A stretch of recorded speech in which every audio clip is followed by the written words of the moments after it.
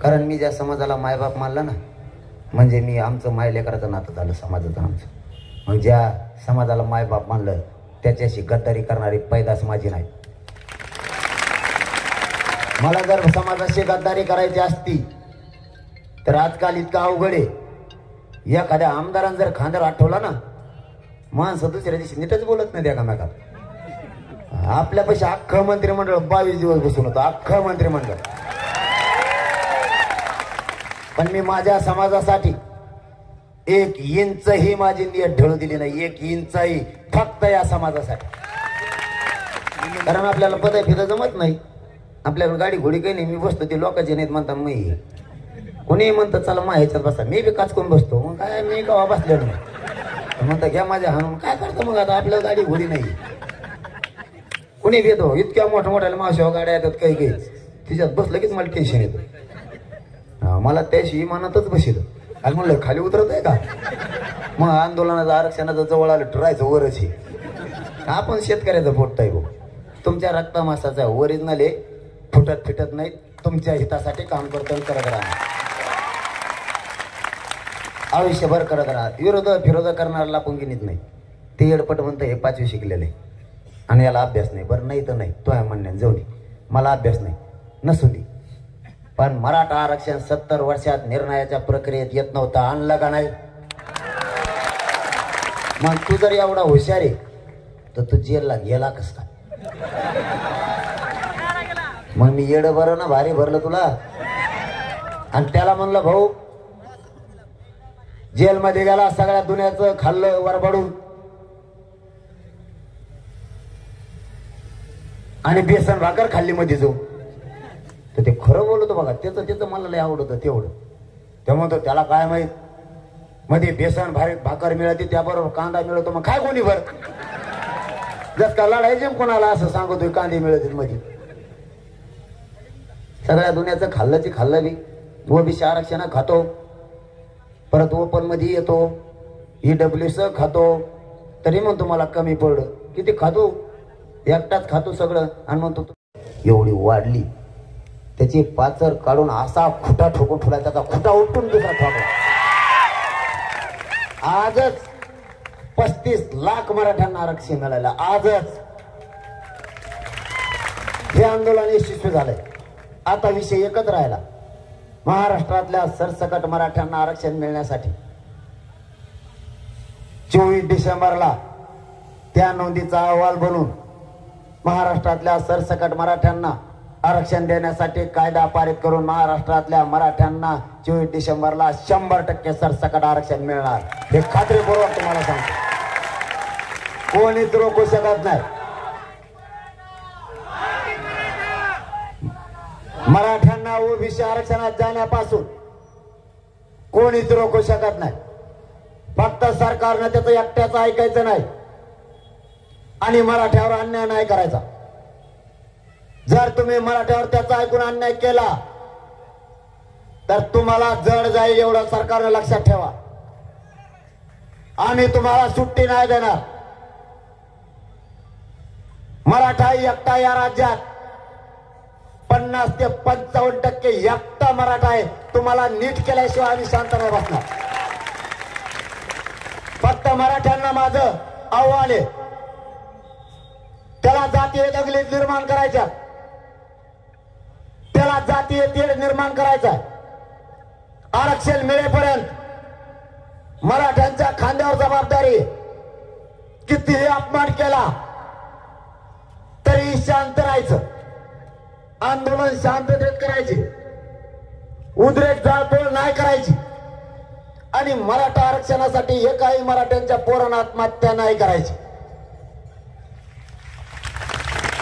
जर पोरच मरायला लागले, आरक्षण घ्यायचं कुणाला आणि द्यायचं कुणाला, आणि आमचं आंदोलन करून उपयोग काय. या 2 गोष्टी करू नका. उद्यापासूनच गावागावात जागृती करा. मराठ्यांना शांततेचं आव्हान करून मराठ्यांना ताकदीने आंदोलनात उभं करा. हे शांतीचं आंदोलनानंच मराठा आरक्षण निर्णयाच्या प्रक्रियेत आणलंय. मायबाप मराठ्यांनो, हे शांततेचं ब्रह्मास्त्र पेलण्याची ताकद या राज्यात आणि देशात कोणातच नाही. म्हणून शांततेत आंदोलन करा. मराठ्यांना 100% आरक्षण मिळतंय, काळजी करू नका. जर आपण डोक्यात राग घेतला आणि काय केलं तर त्याचं स्वप्न पूर्ण होत आहे. कारण त्याला राजकीय फायद्यासाठी आपल्यात वाद निर्माण करून द्यायचा आणि तोच आपल्याला होऊ द्यायचा नाही. गावखेड्यातल्या ओबीसी बांधवात आणि मराठ्यात आत्ताही ते एकमेकाच्या सुखादुःखात येतात. आत्ताही दोघही सामान्य ओबीसी बांधव आणि सामान्य मराठा बांधव आत्ताही एकमेकाच्या मदतीला येतात. कुठं जरी लग्नाला चालले ना 50-50चं पेट्रोल टाकीत बघ दोघही. त्याने आज चहा पाडला तर उद्या आपण पाचतो. खरं एक नाही. आणि जर नाही पाहता तर कथा कच घोड्याला येते त्या कामाला. एवढं प्रेम आहे त्यांचं दोघांचं एकमेकावर. एखादी जर मोटर जळली ना ते म्हणतोय आपली मोटर चालू करून तो या पिकाला पाणी दे. पाणी एकामेका देतो. फक्त कापसा आपण आपल्याच याची देत. याच्यासारखा कोणाचा नाही याची. हे कोणाचं आरक्षण खातो चालतो चालतात. ओबीसीतल्या 29 जाती म्हणायला लागल्यात आम्हाला हा आरक्षण खाऊन देत नाही, आम्हाला बाहेर पडायचं. एनटी व्हीजेएनटी सारखा आमचा प्रवर्ग करा असं ओबीसीतल्या छोट्या छोट्या जातींचं म्हणणं आहे. आपली मागणी ओबीसी आरक्षणातली. वंजारी बांधव आणि धनगर बांधवाच्या आरक्षणाला धक्का लागत नाही, कारण ओबीसीतून त्यांचा वेगळा प्रवर्ग केलाय. एनटी व्हीजेएनटीच्या आरक्षणाला धक्का लागत नाही. तशीच मागणी ओबीसीतल्या छोट्या 29 जातीनं केली. आम्हाला हा खाऊ देत नाही, याच्यातून आम्हाला बाहेर पडायचं. तो किती अन्याय करतो, स्वतःला ओबीसीचा नेता म्हणतो. त्या छगन भुजबळ आपण ओपन चॅलेंज केलं. धनगर बांधवांना जी मागणी त्यांची त्या मागणीबाबत तुझी भूमिका काय हा सांगत नाही. याचा अर्थ याला सभेला गर्दी जमवण्यासाठी धनगर बांधवही पाहिजे आणि आदिवासी बांधव पण पाहिजे. पण धनगर बांधवाची जी मागणी आहे त्या मागणीला याचा सपोर्ट नाही. धनगर बांधवांना माझी विनंती, तुम्ही आमच्या बाजूने या म्हणून म्हणत नाही. तुम्ही फक्त सावध व्हा, तुमच्या लेकरा बाळाचं वाटोळ होईल. कारण हा तुमची भूमिका मांडत नाही. तुमचं वेगळं आरक्षण आहे. तुमच्या आरक्षणाला आमच्यामुळे धक्का लागत नाही, तुम्ही काळजी करू नका. पण याचा ऐकून आमच्या विरोधात तुम्ही येऊ नका, कारण तुमचं आणि आमचं गाव लेवलवर खूप एकमेकावर प्रेम आहे. आपण अडीअडचणीत मदतीला येतो, याचा ऐकू नका. याचा ऐकून आपल्या दोन समाजामध्ये नाराजी पसरू देऊ नका. ही जबाबदारी तुमची आहे. सांगायचं काम आमचं आहे, ऐकायचं का नाही तुम्ही तुमचं ठरवा. कारण आमच्यात यावं म्हणून म्हणत नाहीत, कारण आम्ही एकटेच 50-55% आहेत. त्यामुळे याची पाठपुरावा आम्ही खंबीर आहेत. काळजी करायचं कारण नाही. फक्त आरक्षण मिळेपर्यंत शांत आहेत आम्ही. याचा हिशोब तो चुकता करणार आहे. याचे हे कार्यकर्त्याला सांगून आमच्या विरोधात पाय तोडण्याची भाषा करतो, तमाशाची भाषा करतो, शिक्षण काढतो, स्वतः सगळ्या दुनियाचा खातो. तुला सुट्टी नाही भाऊ.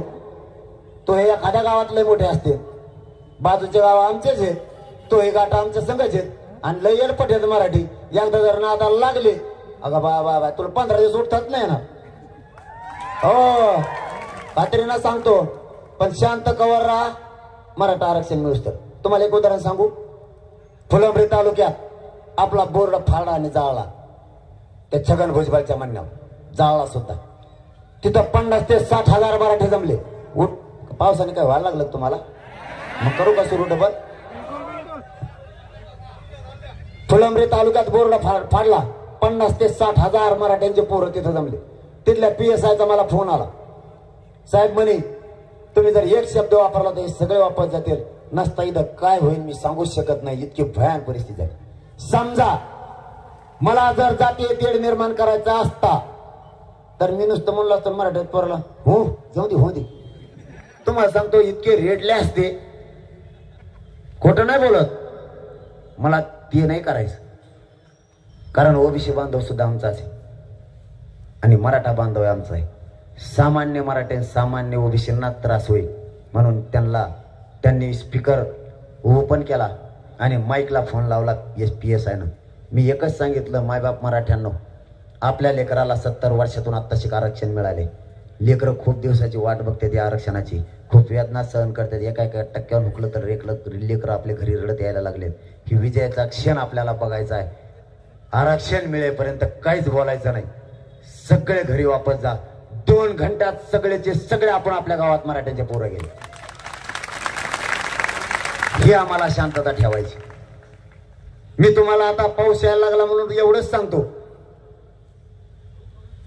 एवढ्या वेळेस मराठा समाजाच्या लेकराच्या पदरात हे आरक्षणाचा पुण्याचं दान टाकू लागा. मायबाप मराठ्यांनो, आपल्या लेकराला आयुष्याचे आरक्षण देऊन भाकरी द्या. याच्यासाठी एकजूट राहा. ज्या वेळेस पुसद शहरात दुसरा कार्यक्रम होईल त्यावेळेस 5 किलोमीटरवर मराठ्यांना उभा राहायला जागा नाही राहिली पाहिजे. एवढा ताकदीला कार्यक्रम द्या आणि एवढी जागृती करा. महिलांनी महिला जागे करा, लाजू नका. पुरुषांनी पुरुष जागे करा. मी आमच्या तिकडे सांगतो, महिलांनी महिला जाग्या करा. का? आपल्या लेकराचं नशीब आहे. घराघरातल्या मराठ्यांच्या पोराचं कल्याण होणार आहे म्हणून महिलांनी महिला जाग्या करा, पुरुषांनी पुरुष जागे करा. बरोबर? त्यात काय लाजायचं? काही महिला म्हणतात आम्हाला लाज वाटते. आपण शेतात काम करतो, लाजतो का? आपण जर शेतात काम नाही केलं तर आपले पोरं कसे मोठे होते? आणि आरक्षणासाठी जर आपण जागृती नाही केली, घराघरात जाऊन आपण जर महिलांना म्हणलो सगळ्यात जाग्या व्हा, आपल्या लेकराचं हित आहे आरक्षणात, आपले लेकरं मोठे होणार आहेत. सगळ्या महिला शांततेत आंदोलनात सहभागी व्हा. पुरुषांनी सांगितलं सगळे पुरुष घराच्या बाहेर पडा. शेतकरी, गरीब, श्रीमंत सगळे घेणार आहेत आरक्षण. असं काय भेदभाव नाही. सरसकट म्हणलं सगळ्या आंदोलनात शांततेत सहभागी व्हा. ताकद वाढन का नाही? आरक्षण लवकर मिळालं. मग त्यात काय लाजायचं? काही महिला म्हणतात बाय आम्हाला लाज वाटते. बरं लाज वाटते, नको जाऊ. काय करते मग आता? नको जाऊ, करतो आम्ही आमचं, काय करावं मग आता? पण मला एक प्रश्नाचं उत्तर दे. तो हा धीर उभा राहिल्यावर निवडणुकीला कसं गल्ली गल्लीनं पॉम्पलेट घेऊन पळती? तवा नाही लाजत. तवा तर म्हणते पतंग हान, नारळी सरशीन, कबशी बघ बर का चांगली. तो अधीर सुधर तू. तो अधीर कोणत्या तरी साहेबाचा असतो. ते दोघं सुधरत येत. ते एखादवार तो अधीराला गटार गुटार नाली फिली देत आहे. तो अधीर सुधारणार. आपले उस तोडायला पाठायचे का? आता आपल्या स्वतःच्या लेकरासाठी आपल्याला संघर्ष करायचा. आपल्या स्वतःचे लेकरा मोठे व्हावेत म्हणून ही लढाई आपल्याला जिंकायची. का ताकदीने एकत्र येत नाहीत? माझ्यावर तर एवढे डाव टाकलेत मावशी, पाऊस यायला लागला. मी एवढंच सांगतो तुम्हाला, तरी मी हटलो नाही. मला एकदा सरकारचा डॉक्टरच तपासायला आला. माहित झालं तुम्हाला? नाही, एक डॉक्टरच तपासायला आला मला. बळच हा म्हणू नका, माहित नसलं तर. एक डॉक्टर, मी तुम्हाला बोलायला लागलो म्हणून तुम्ही म्हणायचं बळच हा तरी म्हणून बाबा लय बाबा खरं असं नाही. जे खरं आहे ते आहे. एक डॉक्टर तपासायला आला, मी बसलो होतो उपोषणाला. त्या डॉक्टरने मला तपासलं आणि ते मला म्हणतोय किडनीच नाही आला मला. आयला मी फुल टेन्शन मध्ये आलो ना. मला माझ्या बापाने मला एखाद बार तपासलं नाही. मला एका किडनीवर 35 उपोषण केलेच कस काय? मग उपोषण सुटलं, डॉक्टरकडे गेलो. म्हणलं भाऊ मग काही तपासू नको, पहिल्या माझ्या किडनी आहेत का बघ. त्या डॉक्टरने मला तपासलं, मला 2ही किडन्या निघाल्या. मग पहिल्या का जनाराचं मग चांगलं होतं का? यांनी इतके डाव टाकले माझ्यावर. मी सगळे डाव यांचे उधळून लावले, सगळेचे सगळे. एकही षडयंत्र यांचं यशस्वी होऊ दिलं नाही. एकदा तर एक मंत्री आला, मातंबर होता देव. त्यांच्यात मातंबर असतात, मला लय उशिरा कळालं. ते आलं, मायापाशी बसलं. मला म्हणतात तुम्हाला कोणती प्रमाणपत्र देताच येणार नाही. म्हणलं नको देऊ, जाऊ दे मग. पण तू एवढंच सांग मला, तो ही जात ओबीसी आरक्षणात गेली, कशाचा आधार घेऊन गेले एवढंच उत्तर मला दे. त्याची जात मंडल कमिशननं ज्या जाती ओबीसी आरक्षणात घातल्या त्या जातीची पोट जात म्हणून एका रात्रीत आरक्षणात गेली, दुसऱ्या दिवशी सकाळी नोकऱ्याला सुद्धा लागली. मराठ्यांची पोट जात कुणबी होत नाही का? याचं उत्तरच नाही त्याचं. ते म्हणला साहेब आले तो आणखी माघारीच नाही आलं. मग आपल्या पैसे दणका तसा असतो. माझ्याकडे यायचं म्हणलं ना, ते विचार करूनच येते कसे यायचे तर कसे नाही. मावशी तुम्हाला पहिलं काम सांगितलं जागृतीचं, आता दुसरं सांगतो. आणि लगेच थांबत. तुम्ही थांबवतो म्हणून अर्धा घंटा झाला थांबा ना.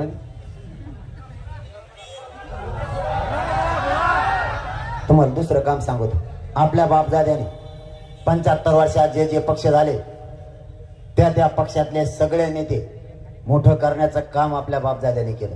यांचे पॉम्पलेट आपल्याच बापदाद्यांचे केले. यांचा प्रचार रात्रंदिवस कष्ट करून यांच्या अंगावर गुलाल टाकण्याचं काम आणि यांची प्रतिष्ठा वाढवण्याचं काम आपल्याच मराठ्यांच्या बापदाद्यांनी केलं. का केलं याचं कारण होतं, कधी काळी माझ्या लेकराला जर मदत लागली तर हा मदतीला येईल, हा आपला आहे, आपला म्हणून याला मदत केली. आज मराठ्यांना गरज आहे त्यांची. एकही मराठ्यांच्या लेकराच्या मदतीला यायला तयार नाही. मागं वळून बघितलं, मराठ्यांनी आपल्या पाठीशी कोणीच नाही. समोर वळून बघितलं तर ज्याला मोठं केलं तो समोर उभा राहिलाय आणि तो म्हणतोय मी तुम्हाला आरक्षण नाही मिळू देणार. यासाठी यांना मोठं केलं का?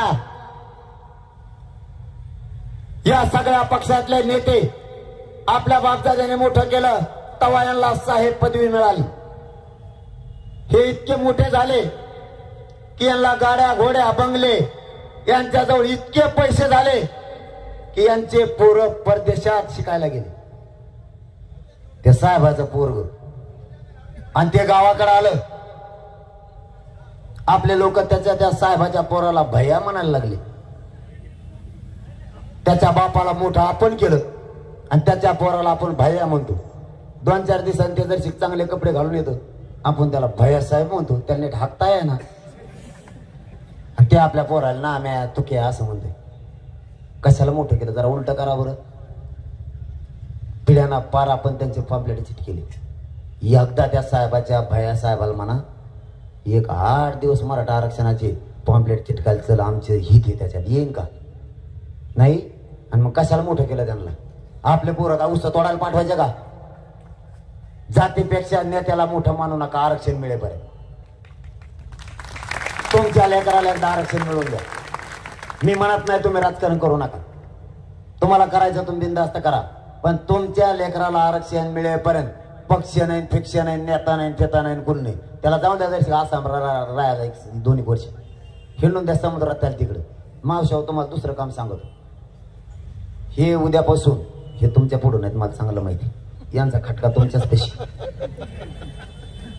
यांना तुम्ही आत्तापोत विचारलं नसेल पण उद्यापासून विचारायचं. घराच्या बाहेर चालले यांना माहिती तुम्ही कुठं चालले पहिलं विचारायचं रोज उद्यापासून. मी तुमचा भाऊ म्हणून तुमच्या मागे, तुम्हाला काय करायचं? मी सरकारला सुधरून द्यायला यांना आता बिंगून टाकीन मी. यांना सकाळी विचारायचं रोज कुठं चालले. हे जर म्हणले साहेबाचा भया आला आणि त्याला भेटायचं, याला टंगडेला बांधू घरात ठेवा. तो साहेबाचा भया मरून दे म्हणा तिकडं. तिथं मराठा आरक्षणाची जनजागृती करायची आपल्याला. आपले पोरं मोठे झाले पाहिजेत. नंतर तो साहेबाचा भया बघू त्याला हिंडून द्यायचं समुद्रात. हे यासाठी सांगतोय की अशी संधी मराठ्यांना पुन्हा नाही येणार. 70 वर्षानंतर आपल्याला अशी संधी आली. या संधीचा मराठ्यांनी सोनं करा. हे तुम्हाला विनंती करण्यासाठी मी इतक्या लांब आलोय आणि तुमचा आशीर्वाद घेण्यासाठी आलो. इतका पाऊस सुरू आहे तरी मराठे उठत नाही. ही सगळ्यात जास्त धडकी सरकारला आज भरली असणार आहे. प्रामाणिकपणानं सांगतो, जवळ मी झोपत नाही तोवर सरकार टीव्ही पासून लांब जात नाही. मला पक्क माहिती. तिथं जागेत ठेवले ते काही लोक काय काय म्हणतोय बघ, त्याच्यावर देण ठेवी. मला सांगा मी काय चूक बोलतो? माझ्या मराठा समाजाच्या लेकराच्या वेदना मांडतो. माझ्या मराठा समाजाच्या लेकराचा त्रास मांडतो. त्याचा आरक्षणापायी नसल्यामुळे वाटोळ झालं हे मांडतोय. तुम्ही मला शत्रू समजायला लागलात, मी तुम्हाला भेट नाही. कारण तुम्ही जर मला शत्रू समजत असाल तर मला मान्य, पण मी माझ्या समाजाच्या व्यथा मांडणार. माझ्या समाजाच्या लेकरं मोठे झाले पाहिजेत, त्यांना आरक्षण मिळालं पाहिजे. ही भूमिका मी ताठरपणानं मांडणार आणि यशस्वी सुद्धा आम्ही मराठे करणार. आम्हाला याच्यापासून कोणी रोखू शकत नाही. कारण आमच्या नोंदी सापडल्या, शासकीय नोंदी. उदाहरणार्थ या पुसद शहरात माझी 2 गुंठे जागा आहे. समजा बरं का नाही लागायची माझ्या मागे. आणि मी म्हणतोय पुसद शहरात माझी 2 गुंठे जागा आहे. त्या पुसद शहरातल्या लोकाला माहित नाही याची पुढे, मला माहित नाही बरं का कुठे म्हणून, सगळं अंदाजेच चाललं होतं. पण काही दिवसानं मला 7-12 सापडला चतुर्सीमा सह. मग तुम्ही ती 2 गुंठे जागा दादागिरीने जरी बळी केली असली तरी तुम्हाला द्यावा लागेल का नाही? मग आरक्षणाच्या नोंदी मराठ्याच्या 35 लाख सापड्यात. तू कस का आत येऊ नको म्हणतो, तू ये बरं आडवा, मग दाखवतो तुला. मराठा ओबीसी आरक्षणातच आहे. 70 वर्षापासून यांचा एवढा दबाव सरकारवर होता की मराठ्यांचे पुरावे असताना यांच्या बुडाखाली यांनी लपून ठेवले होते. आता करोडोच्या संख्येनं गावखेड्यातला मराठा एकत्र आला आणि या धाकापायी सरकारनं पुरावे शोधायला सुरुवात केली आणि मराठ्यांचे पुरावे सापडले. नाविलाज झाला. मराठा ओबीसी आरक्षणात आहे हे सिद्ध झालंय आणि मराठी ओबीसी आरक्षणातच येणार, त्याशिवाय सरकारला सुट्टी नाही. कारण आमचे पुरावे सापडले. पुरावे सापडले इथं आणि तुम्ही म्हणणार 200 किलोमीटर होगी, कसं काय घेऊत आम्ही तिकडे? तू जाय ना, तुला नाही का जमत तिकडे, ये ना हिंदून जशी. खातोचे खातो बी इथंच आमचं सगळं म्हणतो आमच्यात येऊ नका, तो म्हणतो आमचं एकटंच 30%. बघा किती फॉल्ट आहे. तुम्हाला कळलं नाही कोणाला माहित, पण मला कळलं तेवढं मी सांगतो. त्यामुळे सरकार परेशान आहे. सरकारला माझे काही शब्द कळत नाहीत बरं का. आता मग हे मराठवाड्याची भाषा मला येत नाही शुद्ध, आणि समजा शुद्ध बोलायला गेलो नाही एखादा अनुसार हुकल्यावर मग काय करायचं? त्यामुळे मग आहे ते दणका चालवतो. जर त्यांना मंत्र्याला एखादा शब्द कळाला नाही, त्या अधिकाऱ्याला विचारते त्याचा अर्थ काय होतो रे. त्या अधिकाऱ्याला नाही मिळाला लागला ते मला फोन करतोय, याचा अर्थ काय होतो म्हणलं, मला नाही माहिती, जाऊन तिकडे. कारण मराठ्यांच्या नोंदी सापडल्या, माझी भाषा त्यांना कळती आणि त्यांना कळत नसली तर मला देणं घेणं नाही. माझ्या मराठा मायबापाला कळती आणि आम्ही न्याय मागतो आमच्या लेकराचा. तुम्ही दुश्मन मानत असला तरी मी तुम्हाला मोजीत बी नाही, गिनीत सुद्धा मी मराय फिरायला भेट नसतो. आणि हे मग काही करू बी शकत नाही. माझ्या घरावर सिमेंटाची पत्रे ते भंगारात बिकत नाही. काय करते नाही मग हे का करते काय? माझ्याजवळ करायला काही नाही बी. मी मरायला भेट बी नाही. मी घर सोडतानाच बायकोला सांगितलं, आला तो गेलो तर समाजाचा, मी क्षत्रिय मराठा आहे, कुंकूपासून तयार आहे.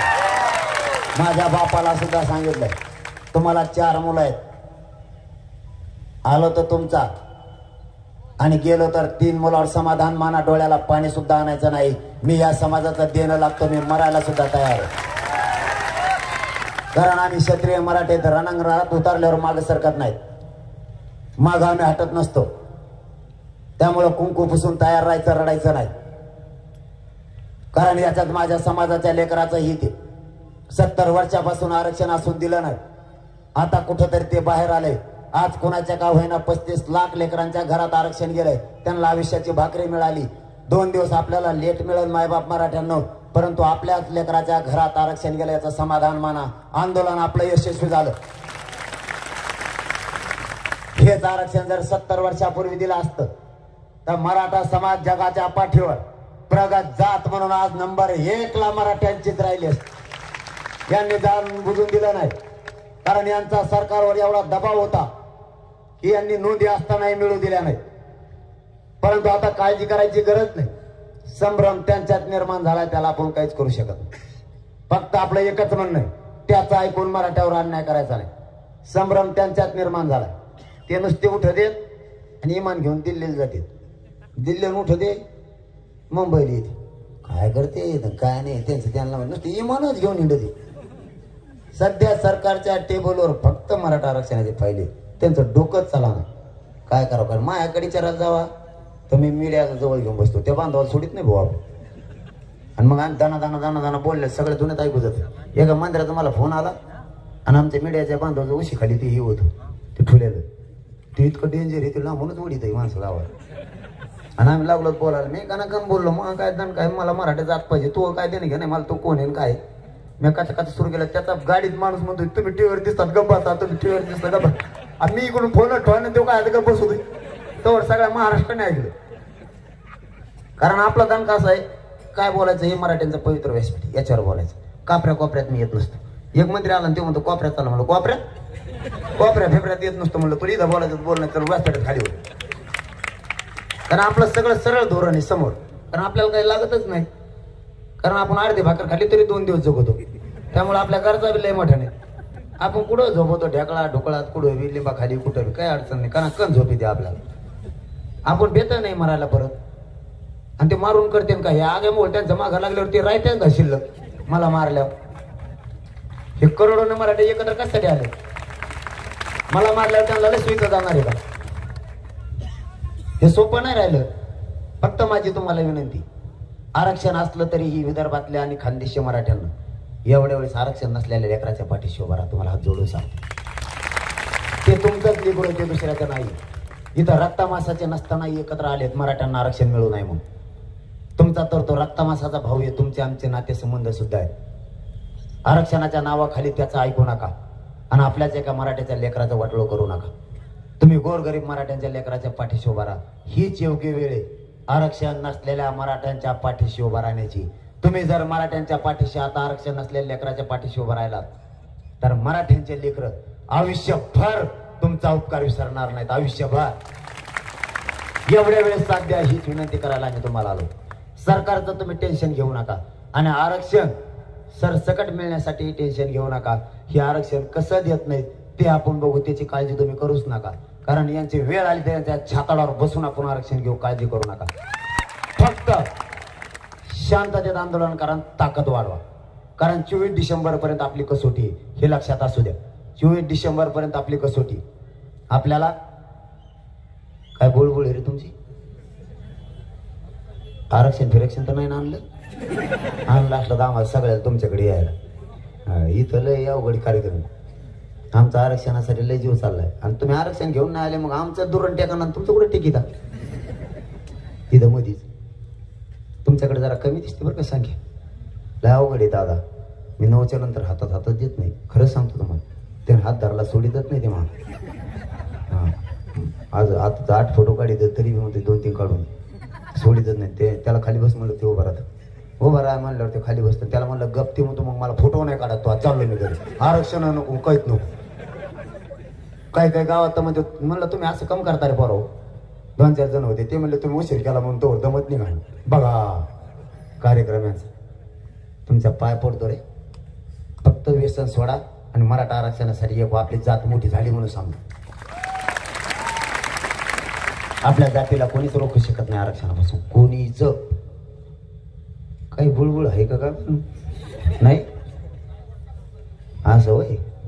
आणि रस्ता खरंच द्या, कारण सांगतो मी तुम्हाला, लगेच थांबवतो झालं. मावशी हो तुम्हाला सांगतो, हे माझ्याकडे अंतरवालेली येते, इतके गोड बोलत आहे मला हे बरं का. इकडे ध्यान द्या, त्यांच्याकडे ध्यानच नका देऊ. तुम्हाला काय करायचं, मी खंबीर आहे. तिथं गृहमंत्र्याला झोप आहे ना, मुख्यमंत्र्याला झोप आहे ना, मी जवळ झोपत नाही तोवर ते टाईट टीव्ही पिशी बसलेले असते. ते म्हणते ते काय बोलवतं काय नाही, ध्यानात ठेवावं लागेल. हे मला तिकडे अंतरवाले येते तर मला गोड बोलत आहे. मला म्हणते तुम्ही आमच्या गावाकडे या, आम्ही तुमचं रक्षण करू, तुम्हाला कोण धक्का लावतो आम्ही बघतो. मला आम्ही कशाला येतं, आमचा लय जीव आहे तुमच्यात, मला म्हणते. आणि इकडे आल्यावर मला असं कचा लोटी देत, मी उतारायला लागल्यासारखं सलाट टिकाड्याकडे जातो. मग टंगडं सुद्धा खाली टेकून देत नाही लोय, इतके ढकली देत. मग बराकडा मोडन ना भाऊ एखादं. मला माहिती आहे ना तुम्हाला माझी माय आहे, कमी डोळ्यावर चमकी धरतो. काय आणलं की कुठून मला सुचत नाही बरं. मग असलं काय असलं हे आपलं तू बंद करून टाक, फटकून दे. असं आम्हाला असं सुईचं धोरण लागत सगळं. मला माहिती तुम्हाला माझी माया आहे, तुम्हाला माझा फोटो काढा वाटतो, मला भेटावंसं वाटतंय. तुमचं प्रेम आहे माझ्यावरती. मी मूर्ख नाही आहे आणि भावना शून्य सुद्धा नाही, मला कळतंय. परंतु मी काय करणार, 17 दिवस आमरण उपोषण केलंय, पाणी नाही आणि अन्न नाही, पोटात जाळ होत होता. माझं शरीर मला नाही साथ देत. मी प्रामाणिकपणानं सांगतो, माझ्या गाडीतल्या लोकांनाच माहिती माझे काय हाल होते. कारण 17 दिवसाच्या उपोषणामुळे शरीर काही केलं तरी मला साथ देत नाही. मला डॉक्टरनं सांगितलं तुम्ही 3 महिने तरी आराम करा. मला माहित होतं हीच पिरियड आहे मराठ्यांच्या लेकरांचा विजय मिळवून देण्याचा. आपण जर आता झोपलो तर मराठ्याचं वाटोळच झालं म्हणून सांगितलं. म्हणून मी माझ्या जीवाची कदर नाही केली आणि करणार सुद्धा नाही. मी या मराठा समाजाला आरक्षण मिळवून देण्यासाठी जीव गेला तरी मागा नाही सरकणार. फक्त मला तुमची एकजूट आणि आशीर्वादाची गरज आहे, बाकी काय नको. राजकारण्याचं ऐकून फक्त आपल्यात फूट पडू देऊ नका. मला कितीही त्रास झाला आणि कितीही वेदना झाल्या तरी मी ते माझ्या समाजासाठी सहन करीन. कारण मी एकच ध्येय माझ्या अंगात घेतलेलं आहे आणि माझ्या मराठा समाजाचं सुद्धा एकच ध्येय, काहीही झालं तरी मराठा समाजाला आरक्षण मिळवून देऊन, मराठा समाजाच्या लेकराच्या चेहऱ्यावर आरक्षण मिळवून देऊन आनंदाने हसू बघायचं एवढं शेवटचं स्वप्न आहे. फक्त तुमची एकजूट पाहिजे. माझ्या शरीरात सध्या काहीच राहिलेलं नाही. डास सुद्धा माझ्याकडे टाइम देत नाहीत बसा ते खायला काही मिळत नाही म्हणते. दुसरी पार्टी बघत पण आपल्याकडे येत नाही. सगळे मी एकटा उघडा झोपलेला असतो. माझ्याजवळचे सगळे पांघरून घेते, त्यांना कसा कट डास खाते, पण डास आपल्याकडे येत नाही. त्याचं कामच आपल्याकडे काही नाही, इकडं काही मिळतच नाही त्याला. आपण खरं बोलतो आणि खरं बोलल्यामुळे सरकार इतकं टेन्शनमध्ये येईल. तिकडून येताना ते विचार करून येतात, ह्या बरे कोण कोण पाठायचे रे, जरा निबार पाठावं. ते लईच कसा कसं बोलत आहे. मी काय चुकीचं बोलतो? माझ्या जातीच्या वेदना मांडतो आणि मांडत राहणार. जाता जाता मायबाप मराठ्यांना एक विनंती करून सांगतो, विदर्भातला मराठा आणि खानदेशी मराठा तुम्ही ताकदीने एकजूट करा. एवढ्या वेळेस मराठा समाजाच्या लेकराच्या पाठीशी उभा राहा. काहीही झालं तरी आपल्याला मराठा समाजाला राज्यातलं आरक्षण मिळवून द्यायचंय. एवढ्या वेळेस मराठा समाजाच्या लेकराच्या पदरात या आरक्षणाचा पुण्याचं दान टाकू लागा.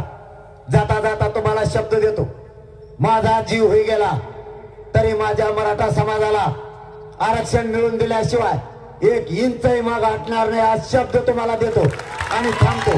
जय जिजाऊ, जय शिवराय.